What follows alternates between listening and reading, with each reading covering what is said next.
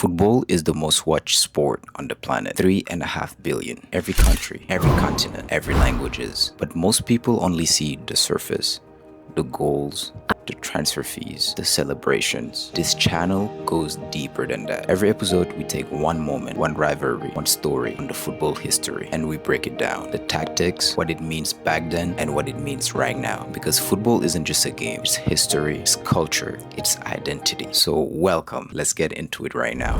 The night of the greatest rivalry in football history was born. April 23rd, 2008, Barcelona, 96,000 people, and somewhere on that pitch, two players on their early 20s. They absolutely have no idea they're about to split the football world forever. One of them will go on to win the Ballon d'Or 5 times, and the other one will go on to winning it 8 times. Together, they will score over 900 goals each. They would own the next 15 years of football so completely that when somebody else won the Ballon d'Or in 2018, it was treated like a natural disaster. But on this night, nobody knew about that. This is where it started. This is the story of the greatest rivalry in football history was born. Let's talk about who these people were at this moment, because it's actually really important. People forget Cristiano Ronaldo in 2008 is 23 years old under Sir Alex Ferguson in Manchester United, one of the greatest manager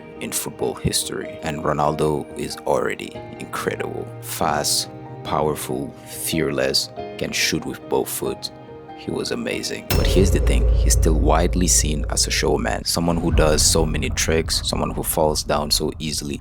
The English press was harsh on him. But that 2007-08 season, Ronaldo decided to become something else entirely. He scored 42 goals in all competitions for Manchester United as a winger. Well, that number is almost impossible to comprehend. He's running at defenders and they simply cannot stop him. United are destroying the Premier League, and Ronaldo was the engine of it. At the end of the season, he went on winning the Ballon d'Or. His first. He beats Messi, he beats Torres, he beats everyone. 23 years old. He's officially the best player on the planet. Now let's talk about Messi. This is where it starts getting really interesting. Lionel Messi in 2008 is 20 years old in Barcelona. Messi is not yet the best player in the world at that time. Ronaldo just won the Ballon d'Or, Lionel Messi was second, and Barcelona under Frank Rijkaard was actually struggling. The squad has great players like Xavi, Eto'o, but they were struggling, but they couldn't perform. And Messi, despite his talent,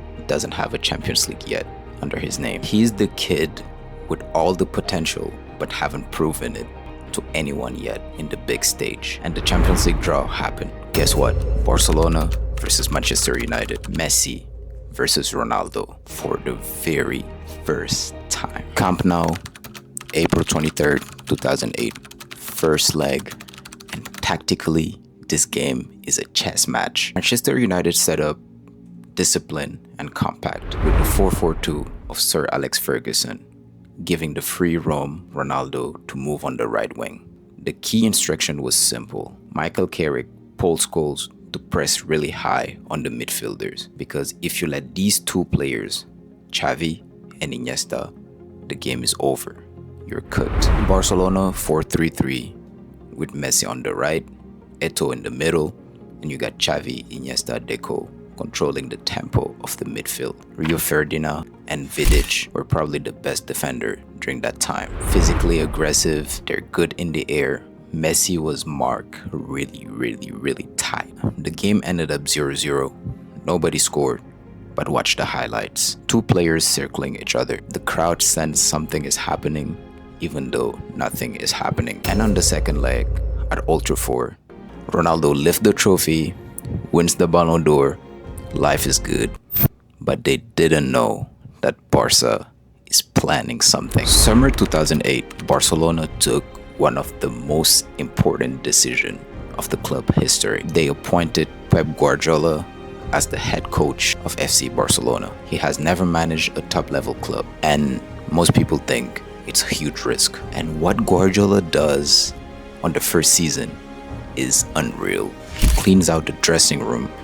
Big names are removed. Put his complete trust on Xavi, Iniesta, and most importantly, Lionel Andres Messi. And he does something tactically that no one have ever seen. He revolutionized football. He removed the traditional center forward. He takes Messi, that everyone assumed that he's a traditional winger, and drop him into a central role in between the lines when defenders cannot pick him. So if the center back drops and try to mark him, there's space left behind. And if he stays, Messi gets space to face the goal and score goals. There is no right answer to it. Guardiola calls it a false nine, but the real answer is Guardiola looked at Messi and say, he's way too good just to stay on the wing. Let's put him everywhere at once. That season, 2008 and 2009, Messi went on scoring 38 goals and Barca playing the most beautiful football that we've ever seen. Xavi, Iniesta at their absolute peak. And then the Champions League final, Rome, May 27th, 2009. Two teams that face each other last year in the semi-final are going for it in the finals. Ferguson set up United to control the midfield, Carrick shielding the defense, Ronaldo pushing really high, hoping to have a counter and counter Barcelona. But when Guardiola dropped Messi into that false nine position, the defenders didn't know who to mark. Vidic and Ferdinand needed someone to defend against, but Messi is drifting into pockets, moving in between the lines, is creating a pure chaos for the defense, even for the midfield. They didn't know who to take over, and United was lost in that game. Eto'o scores in the 10th minute, composure, no pressure, after a slick passing move through the midfield. United are lost. And then on the 70th minute, Xavi delivered a cross to Lionel Messi, who's surprisingly on the box, who's 5'7", rise into the air against Vidic, who's probably one of the best defender in aerial duel. And guess what? This iconic goal, he puts it at the back of the net. This is probably one of the most iconic goal I've ever seen. Barcelona win 2-0. They became the first Spanish team to win the treble. La Liga, Copa del Rey, Champions League, all in one season with Pep Guardiola's first year. After that game, Ronaldo was really frustrated. You could feel it on the press conference. And Messi walked out with his Champions League, with his medal, and his first Ballon d'Or. So here's what I want you to think about. In 2008, when these two players step on the pitch, football looked a specific way, a traditional way. Team play 4-4-2, wingers stay wide, and striker just stay at the back of the goal. The number 10 was the creative player, and that was the rule that everyone will follow. What Messi and Ronaldo did was actually insane.